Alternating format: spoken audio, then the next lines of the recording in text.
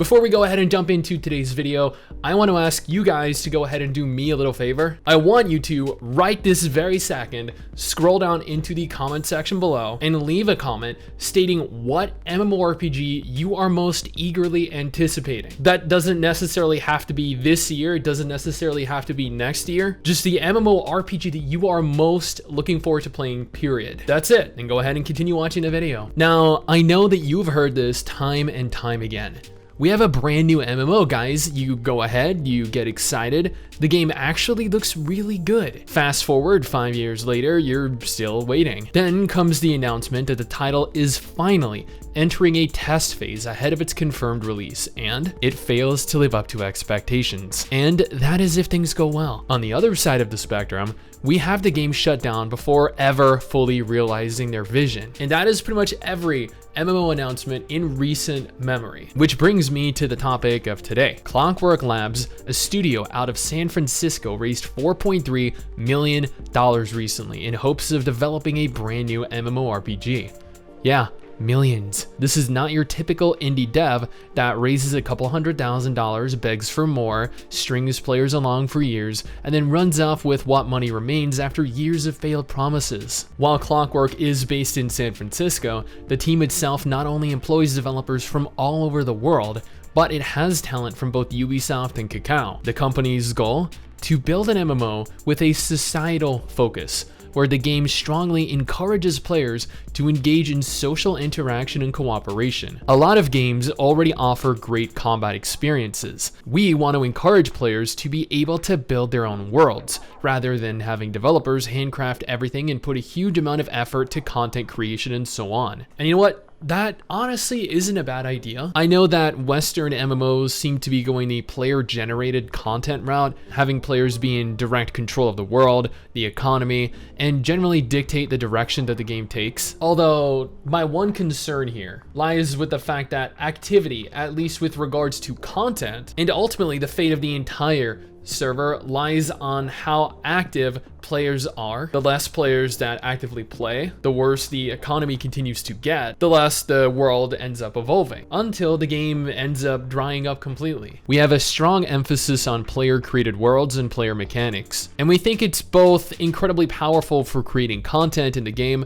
but also key to give players a new way to play with each other. And we want to harken back to sort of the old mission of MMOs, which is to get a bunch of people to become real friends in the game together, and forcing players to potentially socialize here could actually work. I'm honestly not a fan of that aspect though, as gamers have evolved quite a bit in the last decade thanks to MOBAs and battle royales, and I do use the term evolved very loosely here. The idea that players want to actively socialize with one another, that players want to group together and work harmoniously, is unfortunately just not the reality in this day and age. This is an age where most players want to power through content as fast as they possibly can. This is an age where players are happier playing solo as opposed to having to rely on other groups, on other players. And that became very clear to me personally when I was streaming the beta for New World. New World has an in-game voice chat feature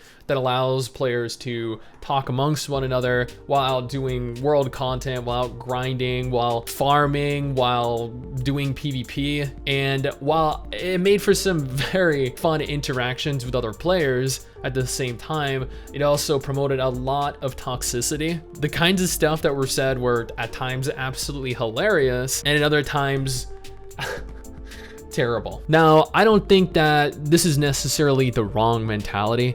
I just think that it's a different type of mentality, one that I'm familiar with and that I see in every new MMO that releases. I would love for a community-driven MMO to be a reality, truly. Working with other players towards a common goal was an incredible experience back in the 2000s, and could even be fun in games like Ark when I played it actively. Clockwork did note that while they want to have a focus on user-generated content, they're definitely not aiming for something like Roblox or Minecraft. This is, first and foremost, going to be an MMORPG. It's just being built with additional social features and survival mechanics to appeal to a much broader, much larger spectrum of players. Now, the game itself, from the trailer footage that I sat through and that you've all no doubt sat through yourselves, actually legitimately looks pretty cool. It's got a very unique graphical aesthetic to it, one that you don't really come across very often in video games, let alone MMOs. It kind of reminds me a bit of Breath of the Wild and Craftopia, two Japanese games with an emphasis on large open world content,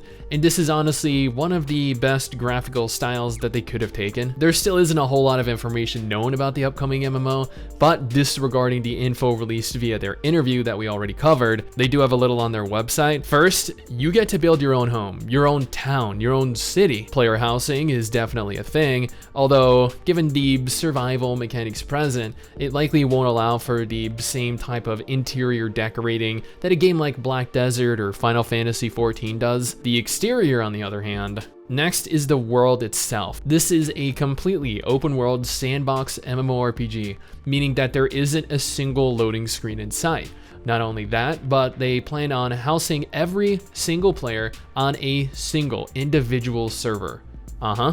Every single player will occupy the very same world as one another, with the world itself being procedurally generated. There are going to be a surplus of different life skills available, accompanying the ability to build. You'll be able to fish, you'll be able to farm and mine, and even live out your dreams of being a lumberjack, you know, if you want to. Otherwise, there's always what goes on outside the town, outside of your safe, quiet life. As the world is large and open, there will be plenty to explore, a variety of things to do, materials to seek out and locate, to use or to sell on the open market. Interestingly, I did take note of the fact that they have yet to elaborate on the combat. The trailer looked fantastic from what I saw. The company sounds like they have a solid plan. It isn't really grandiose in scale, but on the one hand, they never mentioned combat in their interviews.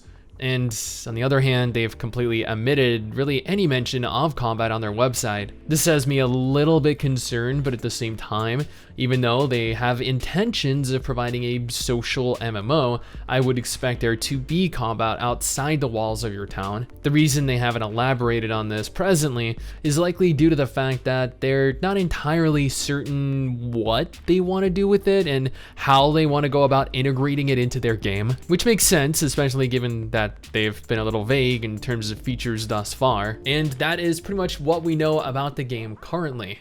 BitCraft is an upcoming sandbox MMORPG that provides players a plethora of different ways of playing the game: farming, hunting, crafting, building your own town, your city, your own empire, playing politics, initiating and operating trade with other cities. This is shaping up to be a unique amalgamation of various gaming subgenres, including survival, sandbox, RPG, city builders, and strategy games. Currently, Clockwork and BitCraft are holding pre-registrations for the upcoming pre-alpha. This will be a very limited alpha test, and the game is far from being done. If you're interested in pre-registering, we will have a link to that up on our website. Simply click the link in the description or the pinned comment to be taken directly to it. And as for a release date, well, given the fact that it is actually in a pre-alpha state right now, that means it is much further along than the majority of indie MMOs, but nevertheless, it is still probably targeting a 2023 release date at its earliest, at least in my opinion. I might be wrong. And you know what? I would actually